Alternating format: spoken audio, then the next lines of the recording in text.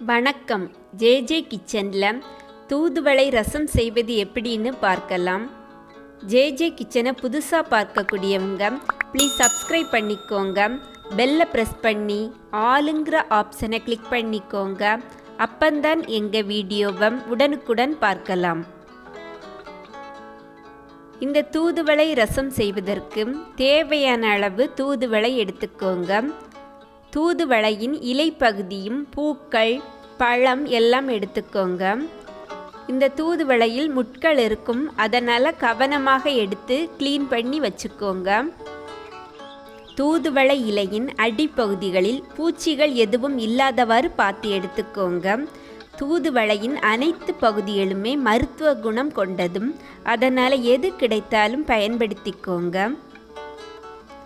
இந்த தூதுவளையானது நாள்பட்ட சளி இருமலை நீக்கும். கால்சியம் சத்து அதிகம் நிறைந்துள்ளது.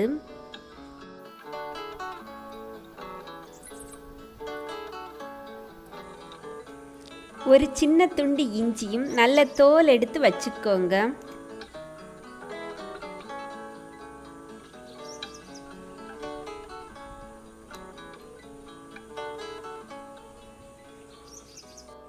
ஒரு மிக்ஸி ஜார் எடுத்துக்கோங்க.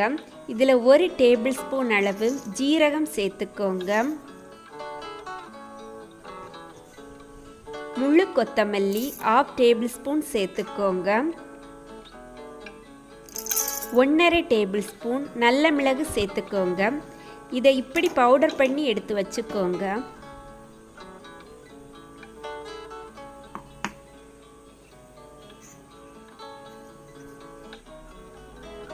இதில் ஒரு 12 பூடு சேர்த்துக்கோங்க.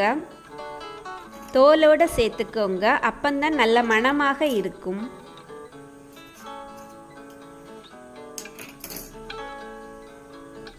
சின்ன தக்காளி பழம்னா அப்படியே சேர்த்துக்கோங்க. நான் பெரிய தக்காளி பழம் ஆனதுனால பாதி எடுத்திருக்கிறேன். க்ளீன் பண்ணி வைத்திருக்கக்கூடிய இஞ்சியும் சேர்த்துக்கோங்க. இதை இப்படி நல்லா அரைச்சி எடுத்துக்கோங்க. ஒரு எலுமிச்சம்பழம் அளவும் புளியை நல்லா ஊற வச்சுக்கோங்க.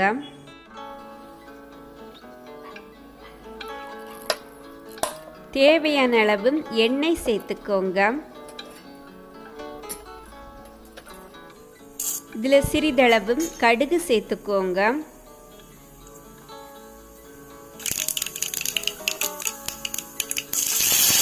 சிறிதளவு கறிவேப்பிலை, ஒரு காஞ்ச மிளகாய் சேர்த்துக்கோங்க.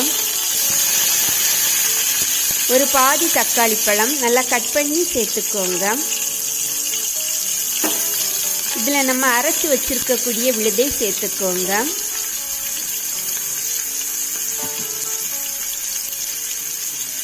½ டீஸ்பூன் மஞ்சள் தூள் சேர்த்துக்கோங்க.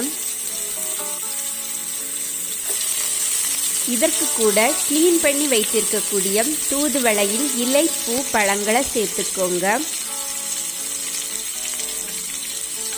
தேவையான அளவு காயத்தூள் சேர்த்துக்கோங்க. இதை நல்லா வதக்கிக்கோங்க. இலையானது நல்லா வதங்கி விட்டது. இப்படி மணம் வருவது மாதிரி வதக்கி எடுத்து வச்சுக்கோங்க. பாத்திரத்தில் புளியை நல்லா கரைச்சி எடுத்து வச்சிருக்கிறோம். இதில் நம்ம வதக்கிய விழுதை சேர்த்துக்கோங்க.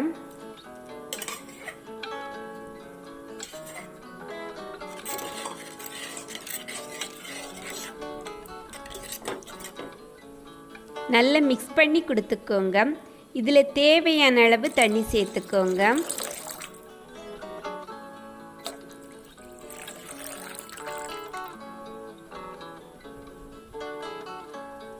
ஒரு குடை மிளகாயை நீள வாக்கில் சிறிதளவு கட் பண்ணி சேர்த்துருக்கிறேன்.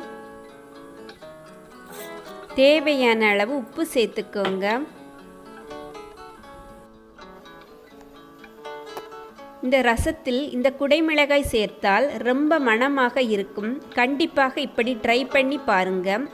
ரசமானதும் கொதிக்கக்கூடாதும் நல்ல நுரை கட்டி வந்ததும் ஆஃப் பண்ணிக்கோங்க.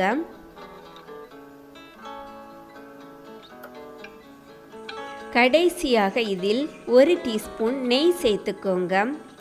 இந்த ரசமானது ரொம்ப சுவையாக இருக்கும். இந்த தூதுவளை ரசம் ரெசிபியை கண்டிப்பாக ட்ரை பண்ணி பாருங்கள். உங்களுக்கு பிடிச்சிருந்தா உங்கள் ஃப்ரெண்ட்ஸுகளுக்கும் ஷேர் பண்ணிக்கோங்க. உங்கள் வீடியோ பிடிச்சிருந்தா லைக் பண்ணிக்கோங்க, ஷேர் பண்ணிக்கோங்க, சப்ஸ்கிரைப் பண்ணி பெல் உனக்கு கிளிக் பண்ணிக்கோங்க. அப்போ உங்களுக்கு வந்தோன்னு பார்க்கலாம்.